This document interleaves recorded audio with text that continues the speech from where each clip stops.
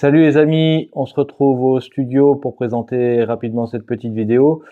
La dernière fois, pour ceux qui l'ont vu, on est allé chez Hans Krösler. Je voudrais vous parler un petit peu plus de lui. Voilà, c'est un gestionnaire forestier, donc là j'ai pris mes notes.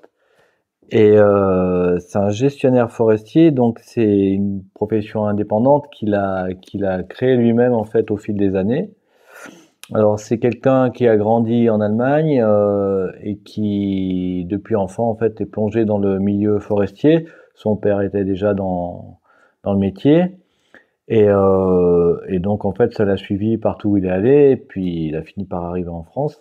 Et il a approfondi ça, il a lu énormément de bouquins et bref il est imprégné de forêt en fait. Et ça fait plusieurs années du coup qu'il a créé cette profession et que voilà, il n'est pas le seul à l'exercer maintenant. Donc gestionnaire forestier, en quoi ça consiste? Ben, c'est quelqu'un qui est intermédiaire en fait. C'est quelqu'un qui va faire le lien entre les bûcherons et ceux qui salissent comme il le dit. Donc comment ça s'appelle, les débardeurs et aussi les propriétaires. Donc ça va de la petite surface de taillis jusqu'à la grande surface de forêt de plusieurs dizaines d'hectares.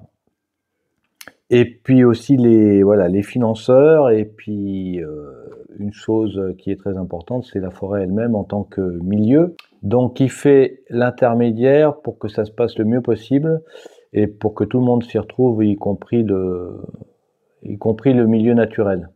Donc que des professions comme ça naissent, c'est plutôt très intéressant pour notre monde de spécialisation, en fait, où on a beaucoup dans le monde professionnel de spécialités très pointues, mais qui se chahouinent un peu ensemble. Et moi, d'avoir entendu ça et que c'était possible en fait, avec l'expérience, bon, ça lui aura pris une vie, hein, mais qu'au bout du compte, on commence à prendre conscience que ces professions de mise en commun des spécialités, elles sont nécessaires. Mais c'est l'intérêt en fait, c'est une qualité et c'est quelque chose qu'on peut développer parce que certains d'entre nous en sont capables. Parce que certains d'entre nous ont justement ce potentiel d'écoute et de compréhension et de traduction en fait des nécessités, des besoins et peuvent arbitrer et comment dire faire de médiateur en fait. Et avec l'environnement, c'est plutôt très important. Donc voilà. Donc selon Hans, il faut gérer. Le mot gérer, il faut gérer la forêt, justement pour modérer les effets d'exploitation. Sinon, ça peut virer au désastre assez facilement et malheureusement, c'est ce qui arrive de façon assez régulière. Une autre phrase aussi qui m'a teinté et que j'ai noté, c'est que des fois, on se pose la question, j'ai discuté avec des agriculteurs, etc. Et il y a toujours les partisans de la nécessité de l'homme ou pas. Et d'après lui, après avoir visité aussi des forêts bien différentes dans différents endroits du monde, etc., lui, il appuie vraiment sur le fait que la forêt, elle peut se gérer toute seule sans exploitation forestière, en fait. Et il pourrait certainement nous en parler, mais bon, pour ça, il faudrait que ça vous intéresse. Si vous avez d'autres questions à poser à Hans concernant la forêt pour avoir son point de vue, etc., vous pouvez me les faire remonter dans les commentaires. S'il y a des choses qui vous intéressent concernant la forêt, n'hésitez pas parce que le sujet est super vaste et il y a beaucoup de on-dit, en sachant que on cherche pas à établir une vérité, mais à partir de certaines mesures ou parfois de certains questionnements, en tout cas on peut défricher. Voilà. Donc je vous laisse avec Hans qui va nous parler de ce que vous allez voir. Salut! Le CPIE a mené des études dernièrement au niveau des haies en Creuse Oui. Ils ont répertorié, ils ont fait un inventaire. Et il se trouve que le chêne, c'est l'arbre le plus présent parmi les haies bocagères. Est-ce que vous auriez des conseils pour les agriculteurs, notamment pour aider les chênes et dans leurs exploitations, en fait, faire en sorte qu'ils se portent le mieux possible? Parce qu'il y a aussi des gens qui observent, qui voient des grandes coupes des chênes très haut au niveau des branches, etc. Et ils se demandent en fait pourquoi on fait ça et pourquoi on ne le fait pas ailleurs. Donc, est-ce que vous connaissez les raisons? Est-ce qu'il y a des raisons pratiques en fait et agricoles pour ça? Et qu'est-ce que ça veut dire pour l'arbre? Et avec la sécheresse, avec tout ce qu'on vient d'exposer, est-ce que c'est les aider que de trop les ébrancher ou pas? Ouais. Je ne crois pas qu'on aide un chêne à l'ébrancher. Il ne faut pas se leurrer. Si on ébranche un chêne, c'est quand même un travail qui ne se fait pas tout seul. Il faut faire un effort pour ébrancher un chêne. Et on ne le fait pas pour aider le chêne. Hein. Soyons clairs, on le fait parce que on est en concurrence d'espace. Évidemment, on voudrait bien que le chêne ne prenne pas trop d'espace, parce qu'on aimerait bien avoir l'espace pour faire ce qu'on souhaite faire à côté. Et un chêne, tant qu'il y a de l'espace autour de lui, il va essayer de l'occuper.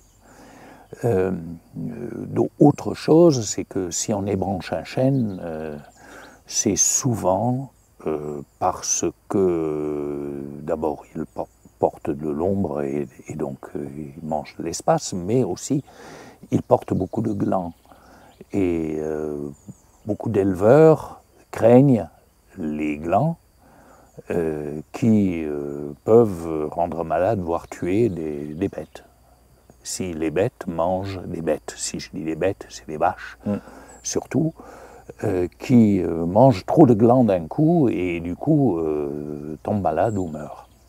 Bon, je me suis souvent questionné sur cette question parce que il y a des ruminants sauvages, notamment le cerf et le chevreuil, qui mangent avec grand appétit des glands et se trouvent plutôt heureux à trouver beaucoup de glands parce que ça les prépare bien pour l'hiver. Alors, qu'est-ce qui cloche? Pourquoi pour les vaches c'est aussi grave? Et j'ai souvent posé la question, je ne connais pas la réponse ultime, mais on me dit ben c'est dû au fait que en fait les vaches quand elles mangent des glands, elles mangent que des glands. Et elles mangent trop de glands d'un coup. C'est-à-dire en fait le cerf qui a à peu près une alimentation semblable, il va pas manger que du gland. Même s'il peut s'engraisser sérieusement avec les glands. Les glandés étaient des belles glandées. C'est pas tous les ans que les chênes portent beaucoup de glands. Étaient dans l'histoire plutôt une chance pour l'agriculteur. Ils étaient heureux quand il y avait beaucoup de glands, et notamment parce que ça engraissait bien les cochons. On amenait les cochons en forêt sous les chênes pour les nourrir des glands. Donc ce problème-là, je ne sais pas très bien, mais je pense que couper les branches d'un chêne, ça réduit sérieusement ces glandés, ça c'est sûr. Sans doute, c'est par facilité. Alors je ne sais pas si c'est une bonne idée. Il faudrait peut-être trouver un moyen de réduire, de mélanger plus l'alimentation du bétail et de faire en sorte qu'il ne s'engouffre pas des quantités de glands irraisonnables. Je laisse le métier des agriculteurs de trouver la bonne solution. Alors, à couper les branches du chêne, on ne fait pas de bien au chêne. Il ne faut pas se raconter d'histoire.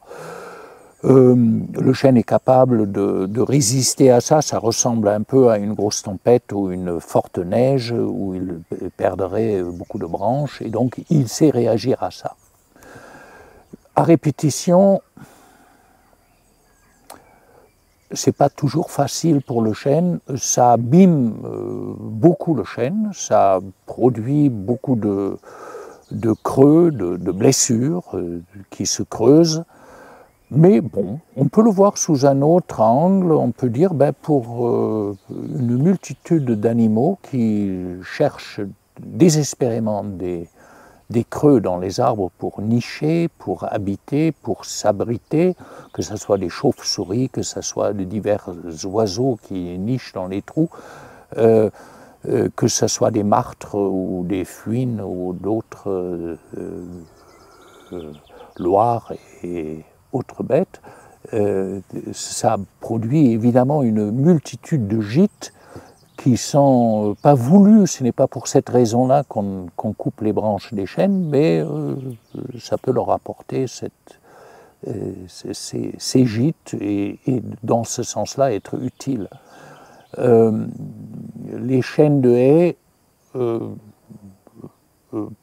ne sont pas forcément les meilleurs chênes pour produire du bois de menuiserie. On peut tenter cette voie-là. Ça peut être une voie intéressante. Je crois leur fonction, elle est plutôt d'apporter dans les haies une biodiversité et de couper outrageusement les branches. Ça me semble un peu brutal. Il y a peut-être des moyens intermédiaires qui répondraient mieux à la demande. Voilà. Ce qui est bien plus grave, à mon avis, pour le chêne que la taille. Bon, la taille, soyez moins brutaux, ça me paraît un bon conseil. Essayez d'aller plus en douceur, couper quelques branches qui vous gênent, mais respectez quand même le chêne d'être un chêne. Mais ce qui m'inquiète plus, c'est des engrais et des drainages pour le chêne.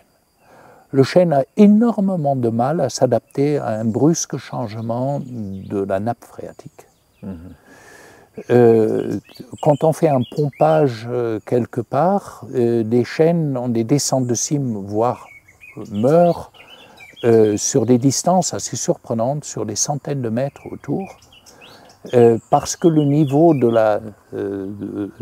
d'eau baisse brusquement. Et ça c'est un vrai danger pour le chêne. Il a du mal à s'adapter. Et plus un chêne est âgé, plus il a du mal à s'adapter à ça.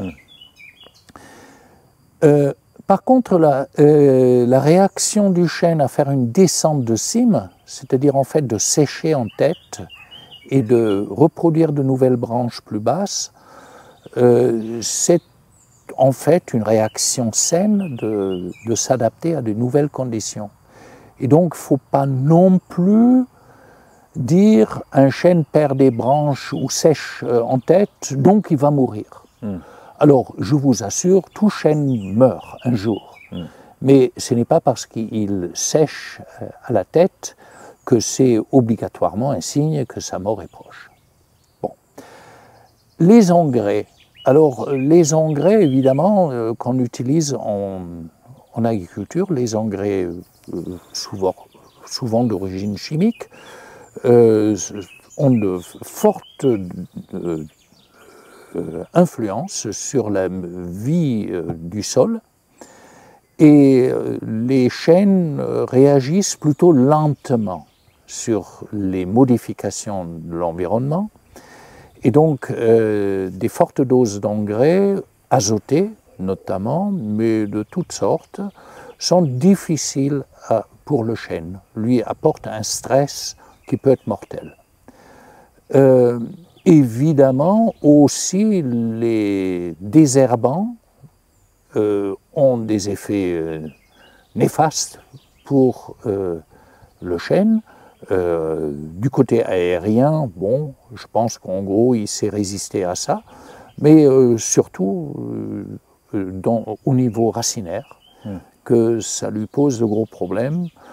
Donc, si on veut respecter ces arbres de haies, et j'y invite avec insistance,